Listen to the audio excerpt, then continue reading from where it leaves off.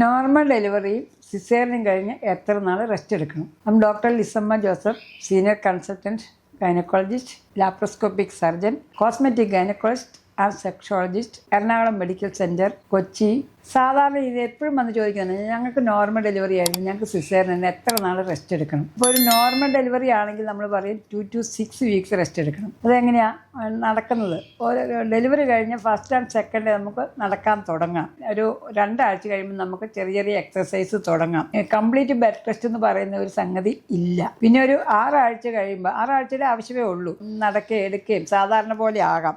6 weeks കഴിഞ്ഞ് നമ്മൾ normal ജോലികളിലേക്ക് നമുക്ക് കിടക്കാം. അതിൻ്റെ ആവശ്യമേ ഉള്ളൂ നോർമൽ ഡെലിവറി കഴിഞ്ഞാൽ. പക്ഷേ അതിൻ്റെ ഇടയ്ക്ക് കൂടുതൽ ബ്ലീഡിങ്ങോ ഇൻഫെക്ഷനോ അതുപോലെ തന്നെ പെയിനോ, എപ്പിസോഡമിക് പെയിനോ അങ്ങനെ എന്തെങ്കിലും ഉണ്ടെങ്കിൽ, അല്ലെങ്കിൽ ചിലർക്ക് വരും ബ്രസ്റ്റിനകത്ത് ഏറ്റവും കൂടുതൽ പ്രോബ്ലം വരുന്ന ബ്രസ്റ്റിനാണ്. ബ്രസ്റ്റിൽ പാല് കെട്ടിയിട്ട് പഴുപ്പാകുക, ഇൻഫെക്ഷൻ വരിക, അല്ലെങ്കിൽ ഇരുന്നുള്ള കുഞ്ഞിന് പാല് കൊടുക്കുന്ന നടുവേദന വരിക. അപ്പം നമ്മൾ ആ പോസ്റ്റർ പറഞ്ഞു കൊടുക്കും, അതുപോലെ ഫിസിയോതെറാപ്പി പറഞ്ഞു കൊടുക്കും, ഇതൊക്കെ ഫുഡ് കഴിക്കണം, എക്സസൈസ്, ഇങ്ങനെ കാര്യങ്ങളെല്ലാം പറഞ്ഞു കൊടുത്താൽ pregnancy is A normal physiological phenomena.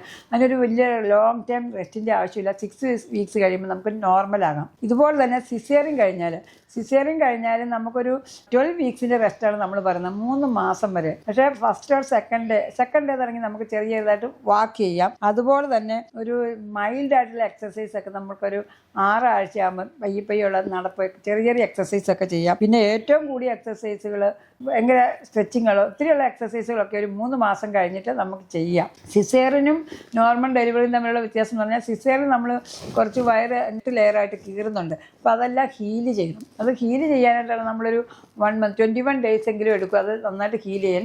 അപ്പം നമ്മൾ 3 മാസം കഴിഞ്ഞ് നമ്മൾ പറയും സെക്ഷൽ ആക്ടിവിറ്റി ഒക്കെ 3 മാസം കഴിഞ്ഞേ ആകാവുള്ളൂ. ഹെവി വെയ്റ്റ് ലിഫ്റ്റിങ്ങും ഹെവി തിങ്സൊക്കെ 3 മാസം അല്ലെങ്കിൽ 6 മാസം കഴിഞ്ഞേ ആകാവുള്ളൂ.